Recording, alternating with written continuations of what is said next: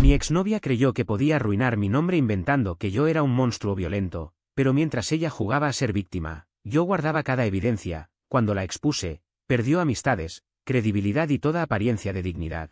Soy Jorge, tengo 31 años, y estuve con mi novia Milena, de 28, durante casi 3 años. Hace poco más de un año decidimos mudarnos juntos, y hasta hace unas semanas, yo pensaba que la relación marchaba bien, cuentas al día, la casa en orden, sin discusiones constantes. Lo típico en cualquier pareja. La noche en que descubrí todo ocurrió casi por casualidad. Había ido a casa de un amigo para ayudarle a instalar su nuevo ordenador, porque él no sabe ni conectar un monitor sin buscarlo en Google. Mientras tanto, Milena me dijo que estaría en su club de lectura y que probablemente volvería tarde. Ya eso me sonaba extraño, considerando que nunca había terminado un libro en su vida, pero no sospeché nada todavía. Regresé a casa cerca de la medianoche, encendí nuestra laptop compartida y vi que estaba abierta en su cuenta de Facebook. Normalmente no reviso lo ajeno, pero apareció una notificación de un grupo privado llamado Sisters Before Misters. En la vista previa, un mensaje decía: mi novio se ha vuelto emocionalmente distante. No pude resistirme y abrí el grupo. Lo que encontré fue un verdadero shock.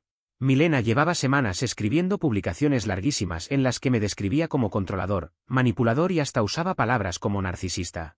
Y lo hacía con su nombre real y su foto de perfil. No eran simples desahogos, cada entrada parecía un capítulo inventado. En una decía que yo estallaba en cólera porque ella quería salir a tomar algo después del trabajo, cuando en la realidad lo único que le pedí fue que me enviara un mensaje al llegar para saber que estaba bien. En otra me presentaba como alguien financieramente controlador porque le pregunté por un bolso de $800 cargado en nuestra tarjeta compartida. Nunca grité ni hice un drama, solo le dije que deberíamos cuidar el presupuesto, y ella estuvo de acuerdo en ese momento. Lo peor eran los comentarios. Cientos de mujeres le respondían como si fueran un coro: déjalo, te mereces un amor verdadero, ese es el patrón clásico de un abusador, no ignores las señales. Y yo, que era quien cocinaba, limpiaba, pagaba todo puntualmente y hasta arreglaba el wifi cuando fallaba, estaba siendo etiquetado como un villano de manual. Pasé 2 horas leyendo cada publicación. Había docenas, y en la última incluso insinuaba que estaba lista para buscar un amor real con otra persona. Ese fue el golpe definitivo.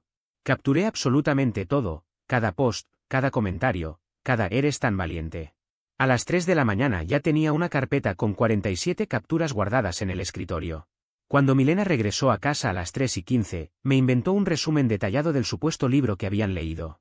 Yo solo asentía, pensando que ni siquiera sabía fingir un reporte creíble. No la confronté. Preferí actuar normal y esperar. Esa noche, mientras intentaba dormir, incluso llegué a cuestionarme a mí mismo, ¿y si realmente era como ella me describía? Pero repasando cada situación, confirmé que no. No era abusivo ni controlador, simplemente pedía comunicación y responsabilidad en gastos. Si ella de verdad me veía como un mal novio, ¿por qué no terminar la relación directamente? La respuesta era clara: estaba fabricando un papel de víctima, probablemente para justificar una infidelidad o una salida dramática. Me acosté con un nudo en el estómago, pero con un plan en la cabeza: no iba a explotar, sino dejar que ella misma cavara su hoyo mientras yo acumulaba pruebas. Y el destino me puso todo más fácil de lo que imaginaba. Al día siguiente, recibí información de alguien inesperado, una de sus propias amigas. Era mediodía y yo intentaba concentrarme en el trabajo, cuando tocaron la puerta. Miré por la mirilla y vi a una mujer rubia, de unos 30 años, con gesto nervioso. Al abrir, se presentó. ¿Tú eres Jorge? Soy Emily, amiga cercana de Milena. Sabía de su nombre, pero nunca la había visto en persona. Se notaba inquieta, jugando con sus manos, como si estuviera a punto de soltar algo grande. Me pidió hablar y terminamos en una cafetería. Apenas probó el té que pidió y se la pasaba mirando alrededor.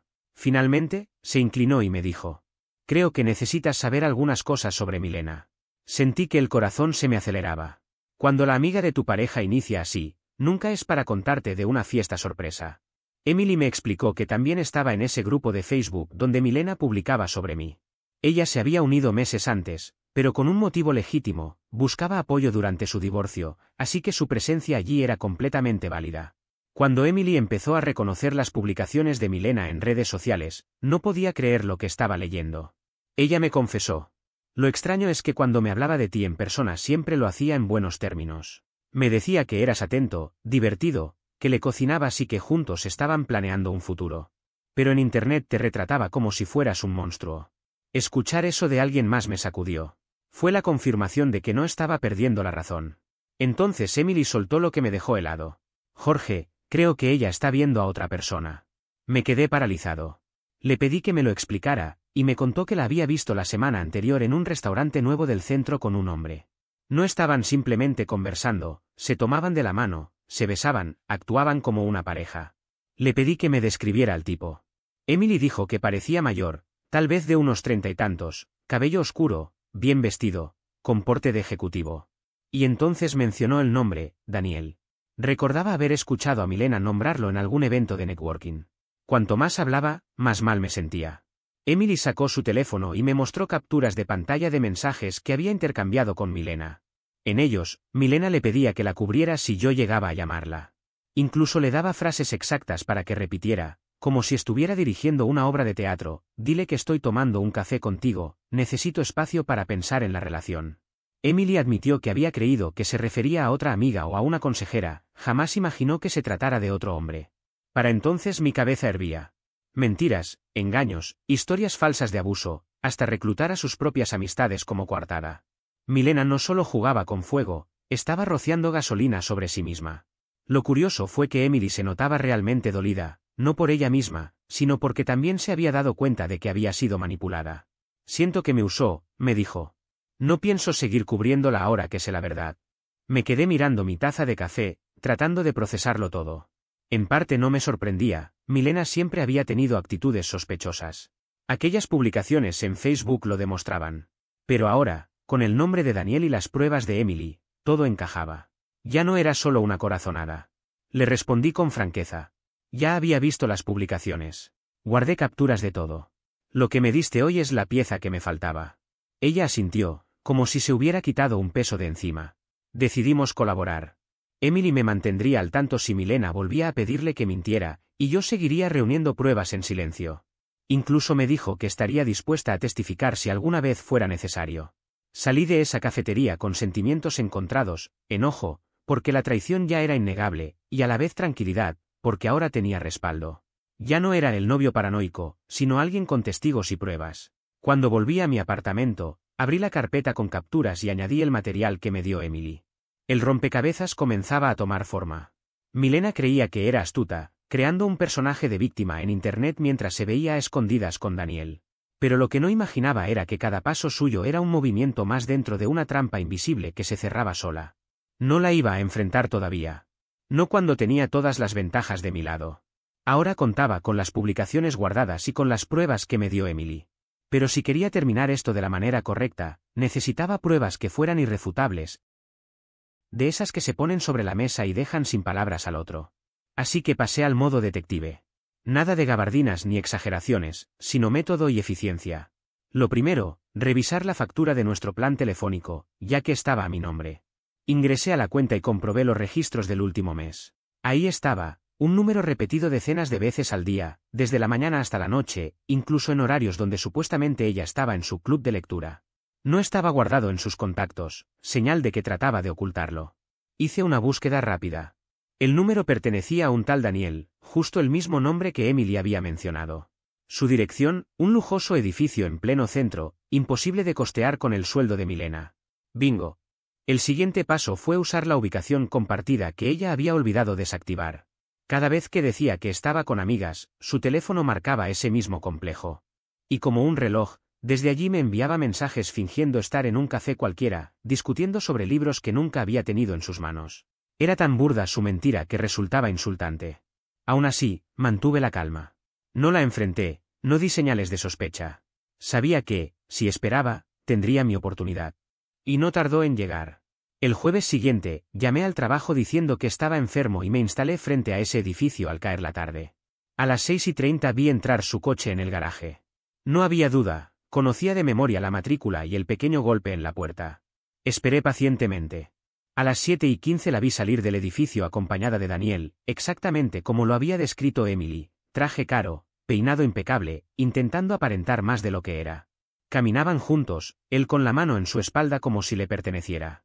Se dirigieron a un restaurante elegante. Yo, desde el auto, preparé la cámara del teléfono. Les tomé fotos de todo, caminando, tomados de la mano, riéndose. Y justo antes de entrar al local, él la besó. Capturé ese momento también. Lo irónico llegó casi una hora después. Mientras yo guardaba las imágenes de sus caricias, recibí un mensaje de ella: hola, sigo en el club de lectura. Puede que me retrase, no me esperes despierto. La desfachatez me dio risa. Ella viviendo una comedia romántica y yo con pruebas selladas con hora y fecha. No hice ninguna escena en el restaurante. Nada de gritos ni espectáculos. Eso es cosa de principiantes. Tomé mis fotos, regresé a casa y las sumé a mi carpeta de evidencias. Cuando Milena regresó esa noche, casi rozando las 11, entró con el aire satisfecho de quien se cree intocable. El olor de un restaurante caro se impregnó en el ambiente, una mezcla de vino y carne asada que no dejaba dudas sobre el tipo de cena que había tenido. Yo estaba sentado en el sofá, con el televisor encendido en un canal cualquiera, fingiendo que pasaba el rato sin darle mayor importancia a la hora. Parecía que jugaba con el control remoto, relajado, pero en realidad estaba repasando mentalmente cada una de las pruebas que ya había acumulado contra ella. Milena empezó enseguida con su acostumbrada actuación, otro de sus relatos inventados sobre las supuestas reuniones de su club de lectura. Me habló con entusiasmo de cómo habían debatido los motivos ocultos de un personaje ficticio, de lo acalorada que se había puesto la discusión, y de lo mucho que valoraba esos espacios de reflexión literaria. Yo fingí escuchar con atención, asentí en los momentos correctos, incluso solté un comentario sarcástico: suena profundo. Ella, convencida de su propio teatro, continuó hablando sin darse cuenta de que en su bolso el teléfono vibraba con un mensaje entrante de Daniel. Lo ignoró por completo, pero yo lo vi. Ese pequeño destello en la pantalla fue como una chispa que encendió la hoguera que ya ardía en mi interior. En ese momento comprendí algo importante. Muchos hombres, al descubrir señales de infidelidad, pierden el control de inmediato. Estallan en gritos, reclamos, escenas dramáticas. Y en ese mismo instante le entregan a la otra persona todo el poder.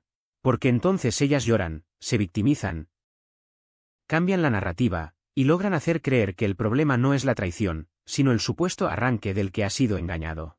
Yo no iba a cometer ese error. Decidí ser paciente, controlar cada gesto, y dejar que ella pensara que estaba ganando mientras yo construía, paso a paso, un expediente imposible de ignorar. Durante la semana me dediqué a trabajar en silencio. Como un abogado preparando un juicio importante, reuní cada pieza de evidencia. Imprimí facturas telefónicas, recopilé capturas de pantalla con ubicación exacta y hora registrada, reuní fotografías en las que se la veía con Daniel, ampliadas lo suficiente para que no hubiera margen de duda. Incluso grabé la pantalla mientras ella me enviaba un mensaje diciendo que estaba en su club de lectura, cuando en realidad su teléfono estaba registrado en el edificio de Daniel.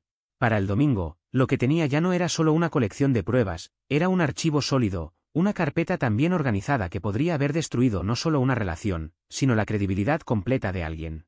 Milena había intentado pintarme en internet como un monstruo.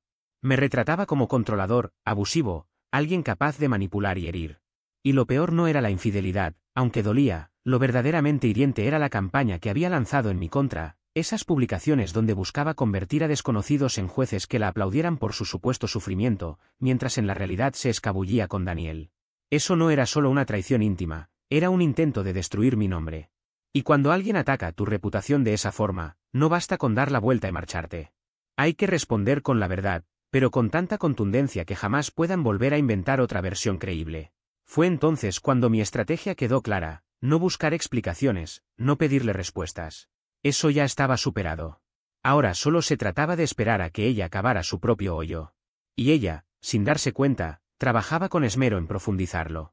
El martes publicó otra de sus historias en ese grupo de apoyo que había encontrado, esta vez aseguraba que yo me había vuelto frío, que usaba el cariño como una herramienta de castigo, y que la había aislado de sus amistades. Yo leía esas palabras y pensaba en lo absurdo de la situación: ella se estaba aislando sola, encerrándose en los brazos de Daniel, mientras yo era quien resolvía los problemas de la casa, arreglaba su wifi cuando fallaba y me aseguraba de que las cuentas estuvieran al día.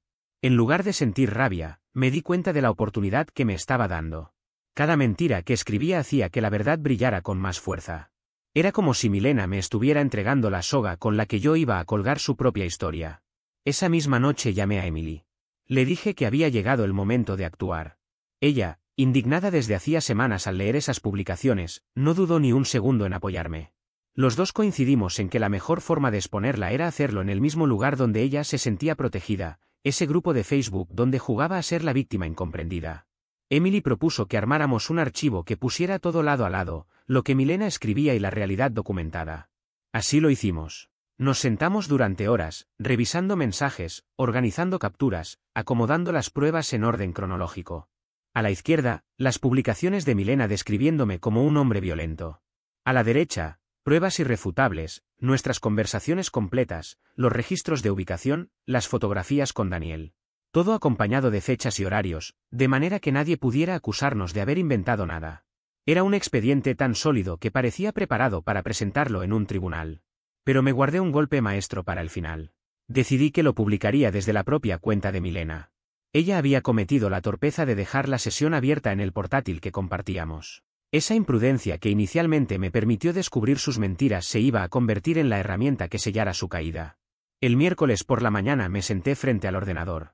Respiré hondo, repasé mentalmente cada paso y empecé a escribir con calma. Nada de insultos, nada de gritos. Redacté un mensaje sereno, pero implacable. Hola a todos. Soy Jorge, el novio del que Milena ha estado escribiendo en este grupo. Sé que no es lo habitual, pero ustedes merecen conocer la verdad. Milena ha estado teniendo una relación con un hombre llamado Daniel desde hace semanas. Las historias que ha publicado sobre mí, y presentándome como abusivo y controlador, son invenciones diseñadas para justificar su infidelidad y conseguir su apoyo. No soy perfecto, pero jamás he sido violento. Aquí les dejo pruebas para que lo comprueben ustedes mismos. Adjunté 23 archivos cuidadosamente seleccionados, capturas claras de sus publicaciones falsas, mensajes completos entre nosotros, registros de GPS y fotografías donde se la veía besando a Daniel mientras me enviaba excusas sobre reuniones que nunca existieron. Volví a leerlo 2 veces para asegurarme de que no sonara como un desahogo emocional, sino como una exposición objetiva y contundente. Y cuando estuve seguro, presioné publicar. El impacto fue inmediato. En cuestión de minutos los comentarios comenzaron a llegar. Primero hubo desconcierto, después incredulidad, y finalmente indignación dirigida hacia Milena. Varias mujeres admitieron que siempre habían sentido dudas sobre sus relatos, pero no se atrevían a cuestionar a alguien que decía ser víctima. Otras confesaron sentirse traicionadas, porque habían compartido sus propias experiencias dolorosas en ese grupo, creyendo que ayudaban a alguien en su lucha. La administradora del grupo fue tajante, la expulsó de inmediato y declaró que su comportamiento era una violación directa del propósito del espacio. Para el mediodía, mi publicación ya superaba los 300 comentarios y se había difundido a otras plataformas. Twitter, Instagram, incluso páginas de chismes locales. Lo que Milena creyó que era la construcción de una red de apoyo terminó convirtiéndose en un juicio público donde quedó marcada como mentirosa. Y justo cuando pensaba que ya había visto lo peor, llegó un giro inesperado. Cerca de la 1 de la tarde, mi teléfono sonó con un número desconocido. Contesté, y del otro lado una voz femenina, seria pero controlada, me preguntó. ¿Habla Jorge? Soy Vanessa. Tenemos que hablar. Vanessa resultó ser la novia de Daniel. Alguien le había enviado la publicación, y cuando la leyó, me agradeció por haber expuesto las pruebas, porque eso confirmaba lo que ya sospechaba desde hacía semanas. Sabía que algo no estaba bien, me confesó, pero nunca imaginé que él fuera capaz de esto. Con voz firme añadió que lo dejaría de inmediato. En una sola mañana, Milena perdió todo, la imagen de víctima que había fabricado, el grupo de apoyo que le había dado credibilidad y, además, la relación con su amante. Para mí, eso era lo que se llama eficiencia pura. Esa misma tarde le envié un mensaje corto y directo: saca tus cosas antes del viernes. Sin explicaciones, sin gritos, solo instrucciones claras. Esa noche volvió a casa intentando fingir normalidad, aunque su rostro la traicionaba. Estaba pálida, los ojos le temblaban como si esperara una explosión de mi parte. Pero yo permanecí tranquilo, sentado en el sofá, desplazando la pantalla de mi teléfono como si nada hubiera pasado. «Publicaste en el grupo, ¿verdad?», me lanzó con un tono cortante. «Sí», respondí sin levantar la vista. Pensé que la verdad también merecía ser escuchada. Quiso contestar, pero no le salieron las palabras. Se encerró en el dormitorio dando un portazo, y escuché cómo abría cajones a toda prisa, seguramente revisando lo que yo ya había empacado. Y lo mejor era que yo no tuve que levantar la voz ni gastar energías en explicaciones, su propio castillo de mentiras se había derrumbado delante de todos. Ella misma se había destruido con sus palabras. Llegó el viernes y todas sus pertenencias estaban apiladas en cajas junto a la puerta. Vino con su hermana a recogerlas, lanzándome miradas de odio, como si yo hubiera arruinado su vida. Tal vez lo hice, pero lo cierto es que el guión lo había escrito ella misma. Yo solo me limité a mostrar el final. Al cargar la última caja en el auto de su hermana, Milena me miró con un gesto arrogante, como esperando que yo me quebrara. Con una sonrisa de suficiencia, insinuó: algún día te arrepentirás. Yo fui lo mejor que te pasó en la vida. Apoyado en el marco de la puerta, con los brazos cruzados, le respondí con calma. No, lo mejor que me pasó fue descubrir quién eres realmente. Lo odiaba, se notaba en su expresión. No soportaba que alguien se negara a rogarle. Murmuró algo incomprensible y se subió al auto. Lo vi alejarse, y al cerrar la puerta, sentí que por fin mi cuerpo se relajaba. Silencio, paz. Se habían acabado los falsos clubes de lectura y los mensajes sospechosos a las 2 de la madrugada. Solo quedaba yo, mi sofá y un aire limpio de mentiras. Pero las consecuencias no quedaron solo en mi apartamento. El sábado ya circulaban las capturas de pantalla en Instagram y otros sitios. Mis amigos en común comenzaron a escribirme: «Oye, ¿viste lo que está pasando con Milena en redes?». Claro que lo había visto. Los comentarios eran demoledores. No solo la señalaban por infiel, sino también por intentar manipular con relatos falsos de maltrato. Una mujer escribió algo que me impactó: «Por gente como ella, las verdaderas víctimas no son creídas». Esa frase me quedó grabada. Milena pensó que era astuta, pero lo único que hizo fue destrozar su reputación sin posibilidad de recuperarla. Incluso su hermana me escribió esa noche, disculpándose en nombre de la familia. Aseguró que nunca imaginó que Milena llegara a esos extremos. Yo fui breve y cordial. Ya no era mi problema. El lunes volví al trabajo esperando caras raras o murmullos, pero lo que encontré fue diferente. Algunos compañeros me dieron palmadas en la espalda como si hubiera ganado una batalla. Uno me dijo: «Vi tu publicación. Estuviste impecable». Otro agregó: «Brillante lo de las pruebas». Ahí comprendí que mi fortaleza había estado en mantenerme sereno, estratégico y hasta un poco sarcástico. Eso me hacía ver fuerte, no débil. Mientras tanto, Milena se hundía. Intentó un torpe intento de defensa en redes, acusándome de haber violado su privacidad y diciendo que eso probaba lo que ella contaba. Pero ya no tenía credibilidad. La carpeta de pruebas era demasiado contundente. Apenas recibió unas pocas muestras de lástima, mientras los comentarios la destrozaban. Y sí, lo admito, me divertí un poco. ¿Infantil? Tal vez. ¿Satisfactorio? Sin duda. Antes de que viniera por sus cosas, ya había cancelado todo lo compartido. Se acabó su acceso al gimnasio, a las cuentas de streaming, a Amazon Prime y hasta a Spotify, donde hacía listas melancólicas. Eliminé todo. Incluso, cuando su hermana cargó la última caja, metí un router viejo en la bolsa, con la idea de que ahora tendría que instalar el suyo propio. Emily también se mantuvo en contacto, riéndose de cómo Milena intentaba reescribir la historia mientras las capturas volaban por todas partes. Ella decía que ahora Milena no era más que un chiste. Y tenía razón. En cuanto a Daniel, tampoco salió ileso.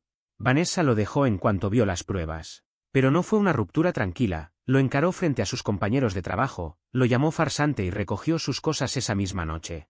A mitad de semana, alguien me comentó que lo habían visto almorzando solo en el mismo restaurante caro donde antes presumía a Milena. El karma puede ser lento, pero cuando actúa, ofrece un espectáculo. Milena, por su parte, no aceptaba la derrota. Un amigo en común me contó que me tildaba de cruel y vengativo por humillarla públicamente. Como si hubiera olvidado que fue ella quien inventó casi 50 publicaciones falsas sobre mí, pintándome como un abusador. Su nivel de descaro era inimaginable. Unos días después recibí un mensaje larguísimo de su parte, casi un manifiesto. Comenzaba con rabia: «Arruinaste mi vida». Luego pasaba al victimismo: «Estaba confundida». Finalmente, terminaba suplicando: «¿Podemos arreglarlo si bajas la publicación?». No contesté. Lo dejé en visto. Ese silencio decía mucho más que cualquier réplica ingeniosa. Al final de la semana, Milena se había convertido en intocable. Nadie quería acercarse a ella. Desde que todo se destapó, las cosas comenzaron a cambiar de manera acelerada para Milena. Aquellos amigos que antes solían aplaudirle cada ocurrencia, los mismos que llenaban sus publicaciones con comentarios y reacciones, dejaron de contestarle. Sus llamadas quedaron sin respuesta, y sus mensajes, ignorados. Lo que antes era una red de apoyo incondicional se deshizo en cuestión de días. Para empeorar la situación, varios de sus compañeros de oficina se toparon con las capturas de pantalla que yo había compartido y no tardaron en comentarlo en voz baja. La noticia corrió tan rápido que la gerencia decidió convocarla a una reunión con recursos humanos. La acusación fue clara: conducta inapropiada que afecta la imagen de la empresa. Esa mujer que estaba convencida de que iba a reescribir la historia a su antojo terminó, en realidad, redactando una versión actualizada de su currículum porque pronto se quedaría sin empleo. Mientras tanto, mi vida seguía tranquila. Me levantaba temprano para ir al gimnasio, trabajaba como siempre y por las noches me reunía en línea con mis amigos para jugar. No me la pasaba pensando en ella ni en lo que había intentado hacer. Al contrario, cada vez que recordaba aquellas publicaciones dramáticas en las que intentaba retratarme como un monstruo, me daba un ataque de risa. En su intento de pintarme como el villano, me convirtió en el hombre que se mantuvo sereno y que, sin levantar la voz, expuso el fraude que había detrás de sus palabras. Sí, Milena quiso escribir el guión de la película, pero al final yo fui quien dirigió la historia y decidí cómo terminarla. Para mí, esa función ya había concluido. Pero el problema con las personas que se creen con derechos especiales es que rara vez saben aceptar la derrota. Se retuercen, convencidas de que todavía pueden dar un giro y manipular una última vez la situación. Y así fue. El lunes siguiente, alrededor de las 2 de la tarde, la recepcionista me llamó por la extensión interna. Jorge, hay una mujer aquí que insiste en verte. Dice que es tu novia y que es urgente. No necesitaba que me dieran más detalles. Supe de inmediato quién era. Caminé hasta el vestíbulo y ahí estaba, en pleno espectáculo. Milena lloraba a gritos, con la voz temblorosa, asegurando delante de todos que yo la acosaba, que arruinaba su vida en Internet, que no la dejaba en paz. Había clientes esperando en los sillones, empleados pasando por el lugar y varios pares de ojos fijos en la escena. La situación era vergonzosa, no porque yo hubiera hecho algo mal, sino porque ella parecía atrapada en su propia ficción, actuando como si estuviera en una obra de teatro de mal gusto. Me acerqué con calma, sin alterar el tono de mi voz, y le dije: Milena, hablemos afuera en privado. Eso solo la hizo elevar más el volumen. ¿Ven? Quiere llevarme a solas para amenazarme, gritaba mientras agitaba los brazos. En ese momento pude notar que la gente alrededor estaba absorta en la función, como si estuvieran viendo un espectáculo en vivo. Decidí no entrar en discusiones. Saqué mi teléfono y empecé a grabar. Milena, no he tenido contacto contigo desde que te fuiste. Lo que dices es falso y queda registrado desde ahora. Ella se congeló apenas un instante, pero enseguida dobló la apuesta y gritó todavía más fuerte. Finalmente, el personal de seguridad intervino y la escoltó fuera del edificio. Horas después, mi jefe me llamó a su oficina. Tenía un gesto serio, aunque no de enojo. Jorge, llevas aquí 4 años. Lo que pasó hoy no coincide con la persona que conozco, pero debo preguntarte, ¿esto seguirá siendo un problema? Le mostré la grabación. Se recostó en su silla, vio el colapso en tiempo real y negó con la cabeza. Guarda ese vídeo. Puede que lo necesites. Esa misma noche, recibí un mensaje de un número desconocido: en tu trabajo todos creen que eres un acosador. Esto apenas empieza. Sin firma, pero el remitente era obvio. Tomé una captura inmediatamente. El martes revisé los registros telefónicos. Los resultados fueron claros: de mi parte, ni una llamada ni un mensaje desde que ella se marchó. En cambio, de su lado, docenas de intentos de contacto. Hubo un día en que llegó a marcarme 47 veces. Ella no era la víctima, era la acosadora. Con toda esa evidencia armé una carpeta organizada y la llevé a la estación de policía. El oficial de turno revisó todo con calma: las llamadas, los mensajes, el vídeo. Después me miró con seriedad. Esto ya no es un problema personal. Estamos hablando de acoso, incluso de difamación. Nos pondremos en contacto. Pensé que con eso sería suficiente para que Milena desistiera, pero me equivoqué. El miércoles, al entrar al estacionamiento de la oficina, me encontré con carteles pegados en las paredes. Al llegar al lobby, más de lo mismo. Mi foto, mi nombre, y en letras enormes: acosador controlador. Precaución. Esa fue la gota que colmó el vaso. Arranqué lo que pude, fotografié el resto y volví directo a la comisaría. Esta vez la reacción fue distinta. Con el colapso grabado en vídeo, los mensajes de texto, los registros telefónicos y ahora los carteles, el caso estaba completamente sólido. El jueves recibí la noticia de que se emitiría una orden de arresto contra Milena. Me recomendaron además solicitar una orden de restricción, y el juez la firmó sin titubeos. El viernes por la mañana sonó mi teléfono. Era un oficial. Solo quería informarle que Milena ya está bajo custodia. No sabría describir la sensación exacta. No fue felicidad, sino alivio, acompañado de un retorcido sentido de justicia. Ella había pasado semanas intentando retratarme como un abusador y, al final, fue ella quien terminó siendo esposada. Ese mismo día, mi abogado me llamó. El defensor de Milena buscaba un acuerdo. En el ámbito penal, aceptó un trato: 2 años de orden de no contacto. En lo civil, firmó un documento donde admitía que sus acusaciones en el trabajo eran falsas y se comprometía a cubrir mis gastos legales y el salario que perdí al tomar licencia. Una parte de mí quería rechazar el trato y llevarla a juicio completo, pero mi abogado fue claro: el acuerdo me daba todo lo que necesitaba. Reputación limpia, protección legal y compensación, sin alargar más el proceso. Lo acepté. Ese mismo viernes, su abogado envió una carta formal a mi jefe aclarando que las acusaciones eran inventadas y escritas en un momento de estrés emocional. En otras palabras, había mentido. El mensaje era claro: por favor, no despida a Jorge. Mi jefe me citó, me entregó la carta y comentó: me alegra que esto haya terminado. Reforzaremos la seguridad en caso de que intente algo más. De vuelta en mi escritorio, varios compañeros me saludaron con gestos de respeto. Uno se acercó y me dijo: ella creyó que podía cambiar la historia a su favor, y ahora es ella la que carga con antecedentes. Sonreí con calma y respondí: jugar juegos tontos trae premios tontos. Mientras tanto, Emily me mantenía al tanto de lo que pasaba con Milena. Al parecer, había perdido el departamento nuevo porque no podía pagar el alquiler sin la ayuda de Daniel.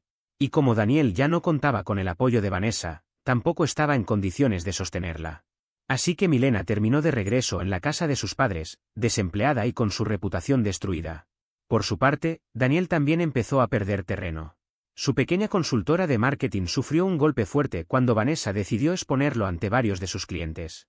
Poco a poco, los contratos comenzaron a caer, uno tras otro, y su negocio, que tanto defendía, se fue tambaleando hasta quedar en riesgo real. Lo último que supe de Daniel fue que estaba quedándose en casa de su hermano, intentando recomponer los pedazos de su vida.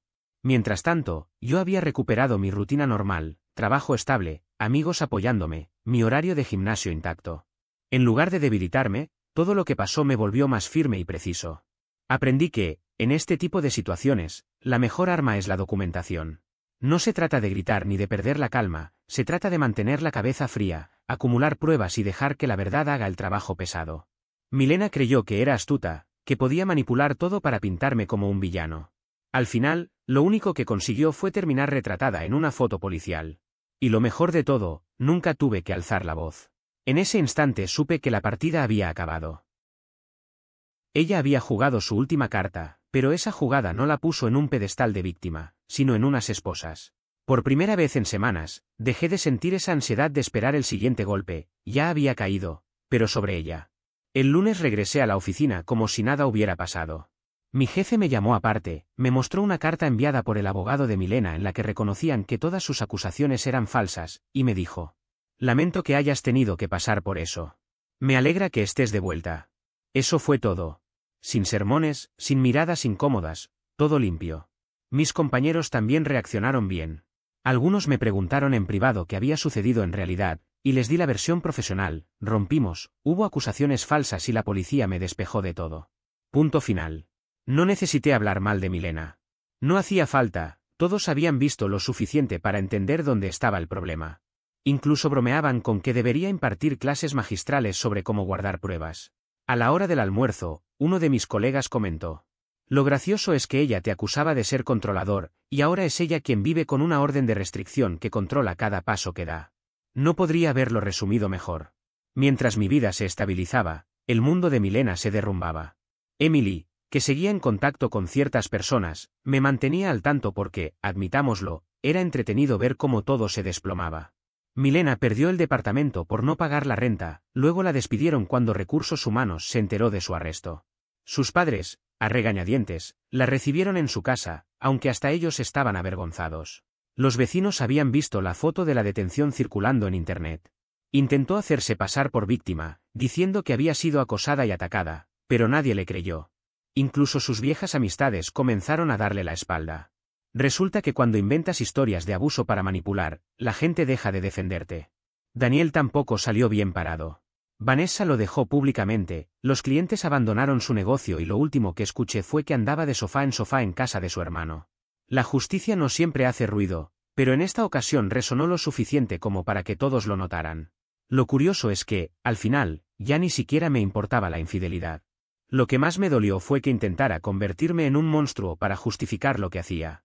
Podría haber terminado la relación sin más, pero eligió detonar todo como una bomba nuclear, que terminó explotándole en la cara. Y ahí estuvo mi satisfacción, nunca tuve que rebajarme, nunca supliqué ni corrí detrás de ella. Mantuve la calma, la ironía cuando era necesaria, y dejé que la verdad diera los golpes. Ese es el tipo de desenlace que muchos respetan, porque no se trata de quejarse, sino de estrategia. Con el tiempo, Emily y yo seguimos en contacto. Irónicamente, se volvió una amiga verdadera en medio de todo esto. A veces nos tomamos un café, otras veces simplemente reímos recordando lo delirante que fue Milena.